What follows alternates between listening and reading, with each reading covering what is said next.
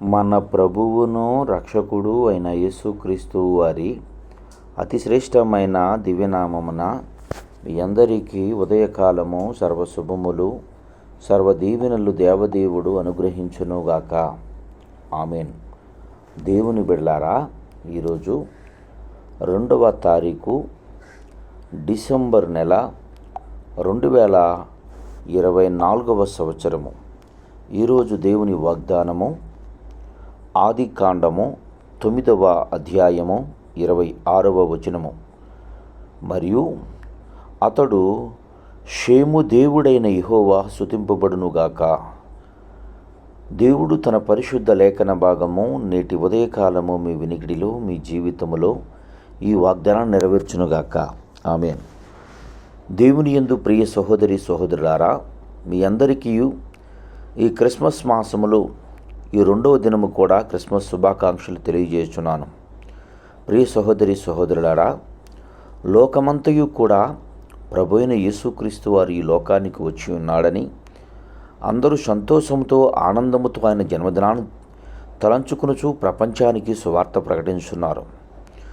దేవుని బిడ్డలారా, ప్రభు అయిన యేసుక్రీస్తు వారి యొక్క సువార్త నిమిత్తము అనేకులు అనేక రీతులుగా ఆయన నామాన్ని మహిమపరుస్తూ ఘనపరుస్తూ ఉన్నారు. కనుక మీ అందరికీ మరోమారు ఆయనను సంబంధించినటువంటి జన్మకు సంబంధించినటువంటి వాగ్దానాన్ని మీకు తెలియపరుస్తున్నాను.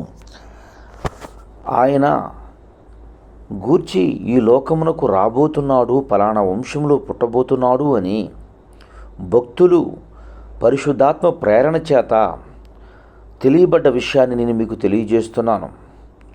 సహోదరి సహోదరులారా, నీతిమంతుడు అని ఎవరి గురించి అయితే దేవుడు సెలవిచ్చున్నాడో ఆ నీతిమంతుడు అంటున్నటువంటి మాట నోవాహు గారు.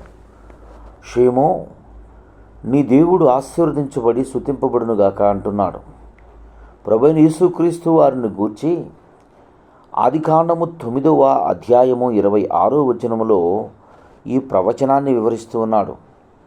సహోదరులారా, యేసయ్య ఈ లోకానికి ఎవరి వంశంలో వస్తారో, ఎలా ఈ లోకంలో జన్మిస్తారో ఆ విషయాన్ని స్పష్టంగా నోవాహు గారు తెలియజేస్తున్నారు. సహోదరి సహోదరులారా, నీ దేవుడు స్తుతి నొందాలి అని, నీ దేవునికి మహిమ రావాలి అని, నీ దేవునికి మహిమ కలుగుతుంది అని. సహోదరి సహోదరులారా, క్రీస్తును మనం నిజంగా ఆరాధించుట అంటే మనం చేసే క్రియలను బట్టి, మనం చేస్తున్నటువంటి పనులను బట్టి దేవుని నామానికి మహిమ రావాలి. దేవుని బిడ్డలారా, మనం చేస్తున్న ప్రతి పని బట్టి దేవుని నామాన్ని గణపరిచే వ్యక్తుల్లా ఉండాలి. మందిరంలోకి వెళ్ళినప్పుడు మాత్రమే స్తుతి కాదు, మందిరంలో ఉన్నప్పుడు మాత్రమే ఆయన నామానికి ఘనత రావటం కాదు. లోకములో జీవించుచున్న మనము లోకానికి వెలుగై ఉన్నాలనే విషయాన్ని గుర్తెరగండి. సహోదరి సహోదరులారా, యేసయ్య అంటాడు, లోకానికి మీరు నేను వెలుగై ఉన్నాను గనుక నన్ను వెంబడించువారు చీకటిలో ఏమాత్రము ఉండరక వారు వెలుగులో ఉంటారంటారు. వెలుగు అనేకులను ఆకర్షిస్తూ ఉంది. నీవు దేవుని వెలుగులో నడిచిన ఎడలా అనేక చీకటి సంబంధులను నీ యొద్దకు వెలుగులోకి నడిపించే వ్యక్తివై బ్రతకాలి తప్ప నీవు చీకటితో కలిసే వ్యక్తివై ఉండకూడదు అని దేవుని వాగ్దానాన్ని బట్టి నేను మీకు తెలియజేస్తున్నాను. నేను నడిచి ఉన్న ప్రకారం నాతో నడిచిన మన ఇద్దరం అన్యోన్య సావాసం గలవారమై ఉన్నామని యోహాను సువార్తలో దేవుడు తెలియజేసినట్లు, మనం అన్యోన్యుని సావాసం కలిగి అనేకులు చీకటిలో ఉన్న వ్యక్తులను వెలుపులోనికి నడిపించి చీకటిని విడిపించే వ్యక్తుల్లా బ్రతకాలి అని దేవుని వాగ్దానాన్ని బట్టి నేను మీకు తెలియజేస్తున్నాను.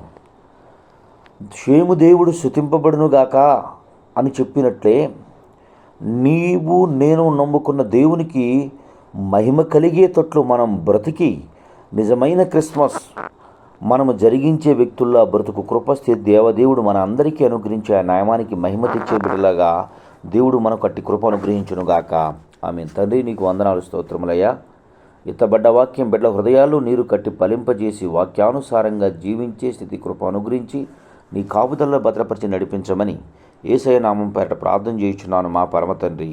ఆమేన్. తండ్రి అయిన దేవుని ప్రేమయు, కుమారుడైన యేసుక్రీస్తు వారి కృపయు, పరిశుద్ధాత్మ తండ్రి అన్యోన్య సావాసం ఇప్పుడును ఎల్లప్పుడూ తనందు సదాకాలంతో నెంబడించి నడిపించునుగాక. ఆమేన్.